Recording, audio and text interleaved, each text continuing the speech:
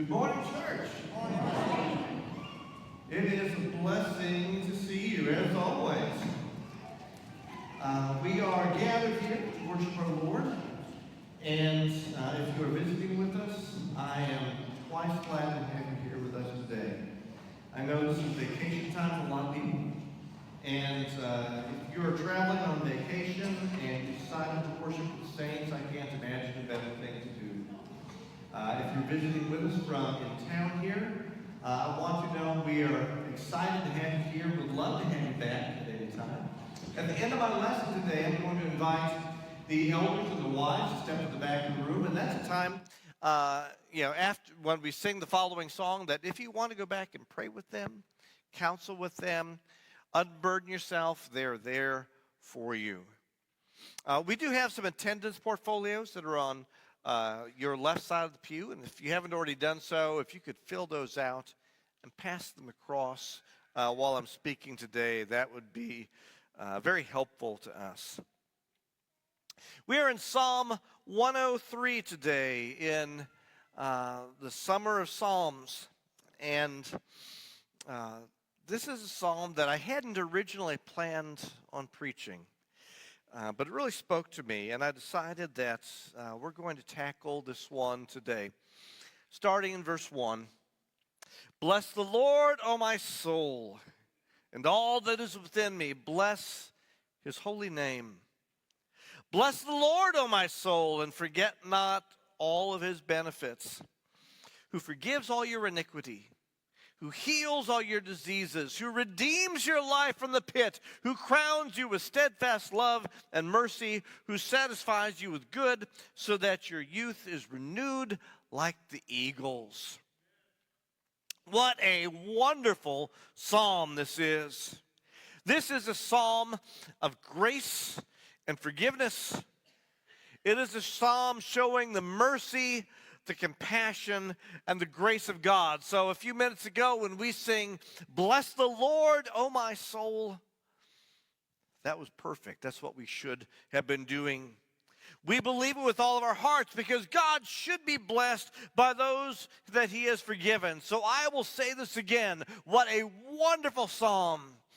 What a wonderful, terrible psalm this is. It is a terrible psalm because even though we read words like he forgives, he heals, those are followed by words like iniquity and diseases. In this psalm, we understand that we are redeemed. But it's only because we have been living in the pit. We have wisdom that is gained by experience. But I think for me, that's the wisdom that I hate the most. I don't want to have bad experiences to gain wisdom. I would rather have sunshine and rainbows and maybe be ignorant of that wisdom. But the truth is that that's where most of our wisdom comes from. And so I think as we read Psalm 103, this is one of the psalms that fools us. On first reading, it is all happy and joyful. But that's only because it starts out in dark places. And this is the reason I wanted to preach about it today. I wanted to experience this psalm, because psalms should be experienced. I told some people as we began this series about the summer and the Psalms that I kind of hate preaching the Psalms, because once you start breaking apart a poem, and these are poems, it kind of takes away the poetry of it. And I hope I don't do that too much today, because this is a psalm that ought to be experienced for all of the darkness and all of the light that's in it. We have all come from the pit. Pits are created by sin. And the pit is the place that we have to be before the grace of God saves us. In fact, I would add, as the psalmist would, that the pit is the place we have to be before we can truly appreciate the grace that we've been given. Now, pits come in all shapes and sizes. Some of the pits of our sin, our iniquities, are really obvious. Pits like addiction, whatever that addiction might be, that grabs hold of you and sucks you in and won't let you go. And you struggle and struggle, but it seems like the more you struggle against your addiction, the firmer its grasp on you. And as much as you want to get away, you can't. Sins like the violent anger that some of us experience. When you find yourself raising your hand to your wife or your child and thinking, what am I doing? These are the people that I love the most in my life, and I'm about to, or I have just harmed them physically. And I didn't mean to, but that is my go-to reaction. That's what I've been trained to do. That's where my heart is. That's the pit of sin, and that's an obvious one. Not all sins are nearly that obvious or recognizable. Most are not. Sins like greed and covetousness and pride. Those are the kinds of sins that, because our society kind of accepts them and plays into them, we feel kind of okay about. And maybe that makes them harder to escape from, because we think, why do I want to even get away from this pit? But it is a pit nonetheless. And whatever the pit is that you have been drawn into, it calls to you. Because this is one of the things that I've learned about sin. Sin is very patient. When God was speaking to Cain, he knew that Cain was thinking about harming his brother. And he says, sin wants you. It wants to have you. It is crouching at your door. Stay with that imagery for a minute. Sin is crouching at your door. It's just waiting for you to come out that door, and then it's going to grab you and tear you apart.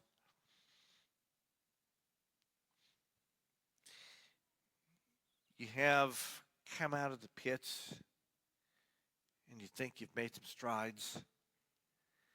And then all of a sudden you find yourself right back there. Why? Because sin is very patient.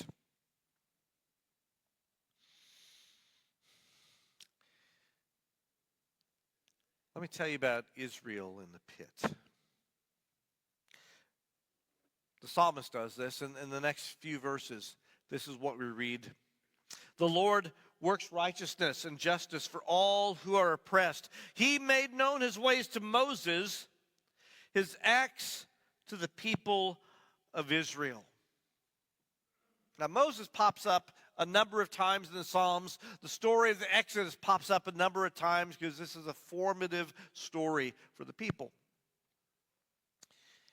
And so he's taking us back to Moses leading the people out of Israel. Why would he do this? Because they have so many stories of wanting to go back to the pits. If it's been a while since you have read the book of Exodus, or if the story is new to you, let me explain a little bit about this. The people of Israel started off with Abraham, Isaac, and Jacob's very large family that went down to Egypt. They went down to Egypt because they found food there in a time of famine, but they stayed there for generations and generations, and they grew and grew until the Egyptians were afraid of them. and they enslaved the people of Israel living there. And again, for generations, the people lived as slaves, doing whatever their masters told them to do. Not only in building projects, but in other things that slaves are forced to do. And it was miserable. And in their miserable existence, they cried out to the Lord who rescued them. And this is how the book of Exodus opens, essentially. That the people of Israel have cried out to the Lord, and he is raising up this man named Moses, through whom he is going to rescue Israel. And for a while in the story, everything is trending in the right direction. God sends plagues upon Egypt. Through this, he is able to eventually soften Pharaoh's heart, and he releases them, but he changes his mind, and there's a battle at the Red Sea, or a would-be battle, except God prevents the battle from actually happening. He saves Israel as they cross the Red Sea, and then brings the waters back upon Egypt. And Egypt is no longer a threat to the people of Israel as they're coming out. And this is where things should really pick up well. This is where the people of Israel should be saying, finally, we are released from our oppressors. We're doing well. This is what God wants us to be. They are on the way to the promised land. But this is what we read in Exodus 16, verses 1 through 3. This is beginning in the middle of verse 1. On the 15th day of the second month after they had departed from the land of Egypt. Okay, there's our time frame. The 15th day of the second, it has been 45 days since they have come out of Egypt. 45 days since they saw the Red Sea drown, consume the army of Pharaoh. 45 days since they have seen this incredible miracle where they walked through the Red Sea as if on dry land. Verse 2, and the whole congregation of the people of Israel grumbled against Moses and Aaron in the wilderness, and the people of Israel said to them, oh, would that we had died by the hand of the Lord in the land of Egypt, when we sat by the meat pots and ate bread to the full. For you have brought us into this wilderness to kill this whole assembly with hunger. What's happened? They've been on their feet for 45 days, walking away from Egypt towards the promised land. And things have gotten difficult. They're in a different kind of life than they'd been in before. And so they look back at that life, that oppression, that pit, and they say, I want to go back. Now, if you ask them realistically, is your life better or worse now than it was in Egypt? If they would actually sit down and objectively look at that, they would have to say, at least most of them would, that my life is better now. Back then I was a slave. I was not in control of my own life. I had to do whatever my masters told me to do. And in the end, they were going out. They had to harvest their own grain to make the stubble so they could make the bricks, to work in Egypt. It was a hard life. Their taskmasters threatened to beat them. Here they are wandering in the wilderness. God is leading them. There's a pillar of fire by night, a pillar of cloud by day. They are following this. If you ask them objectively to look at this, they'd say, my life is better now. But the food has run shy. And they're saying, we're going to starve to death. God has brought us out into the wilderness to kill us slowly. Why didn't he just kill us quickly in Egypt? And then they idealize the pit. So you remember when we were back in Egypt? Remember, they were slaves. It was a miserable life. Remember when we were back in Egypt? Oh, there was so much food. We sat around the meat pots. We ate all the meat we could want. We had bread to the full. It is an idealized vision of what they had. But it was familiar. And that's what the pit is. The pit is a very familiar place to be. It may be miserable. It may be hard. But at least we know what it is.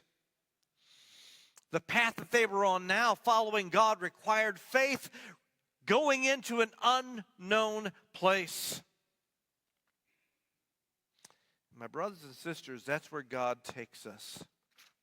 God takes us away from the familiar, from the pit, and takes us into the unknown. Forgiveness is great.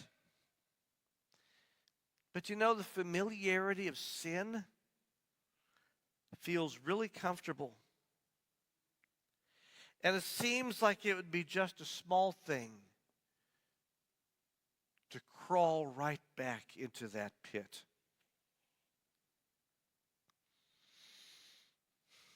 And so we go to verses 10 through 12 of Psalm 103. The psalmist writes, "He does not deal with us according to our sin, nor repay us according to our iniquities.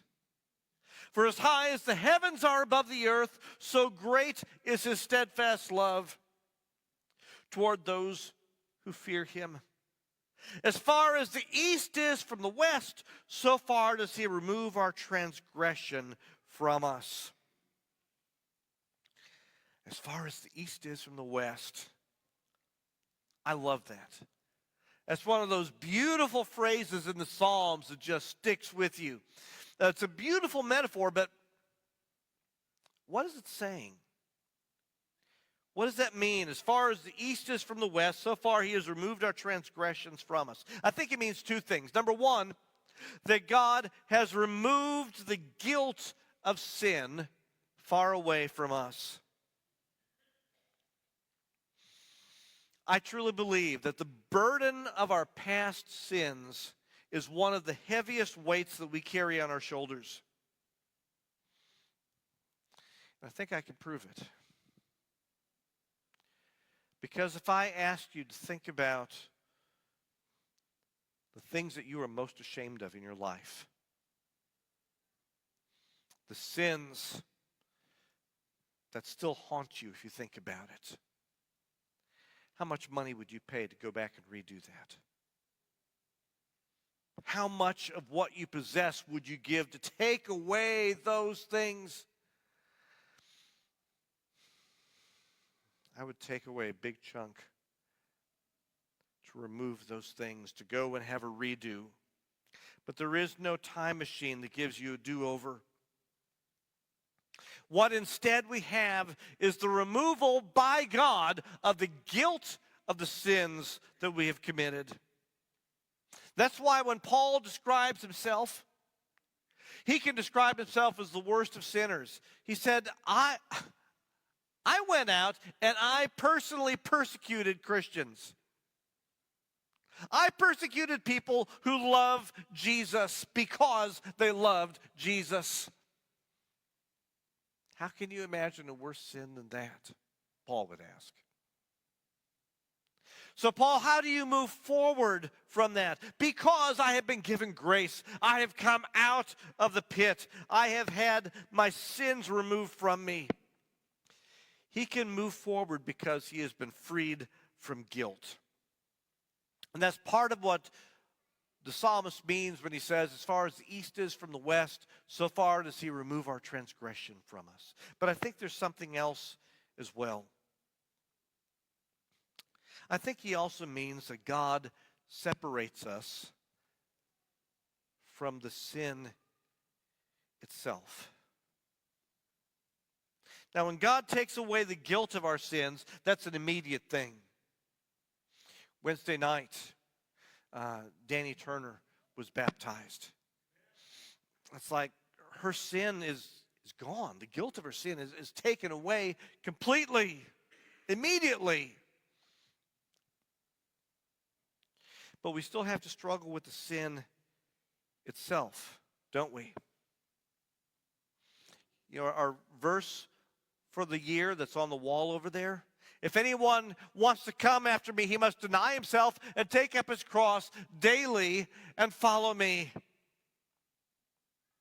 It's the daily part that gets to us.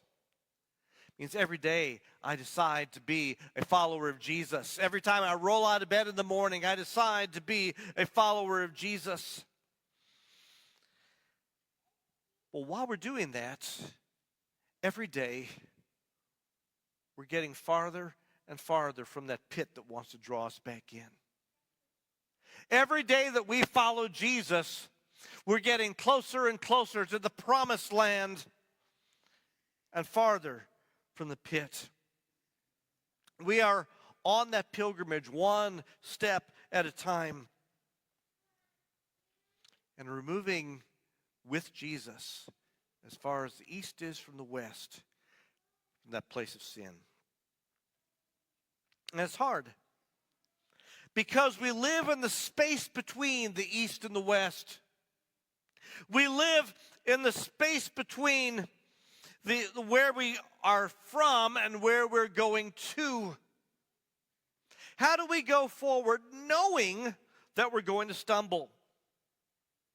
Because I know that there are going to be times I feel myself going back to that sin. When we feel shame, because we know what God has rescued us from. We know how we ought to be saying, "Bless the Lord, O my soul," and yet we know that there are times when we're going to stumble. Let me take a few more verses in Psalm 103, this time verses 13 and 14. As a father shows compassion to his children, so the Lord shows compassion to those who fear him. For he knows our frame. He remembers that we are dust. Now the psalmist is going back to the creation story. And he says, I can have compassion on you because I know your weaknesses. God did not create us so strong that we are going to be able to take care of every temptation. In other words, he did not create us so strong that sin could not tempt us. I wish that he had sometimes.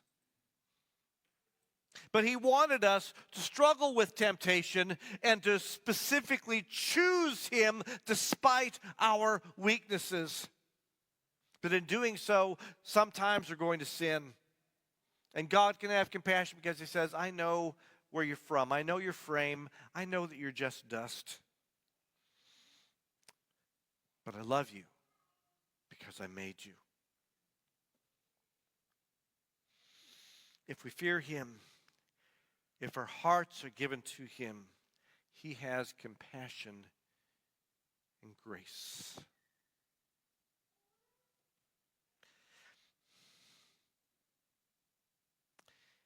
Grace is hard to understand. I think the longer I live in grace, the more difficult it becomes for me to really grasp its depth and its width. Because it is so big. It is so wide. And sometimes all I can see are my sins. But God's grace is bigger than all of that. 1 John 1:7 says this, and maybe this will help you understand it better. If we walk in the light as he is in the light, we have fellowship with one another, and the blood of his Son, Jesus, purifies us, cleanses us from all sin.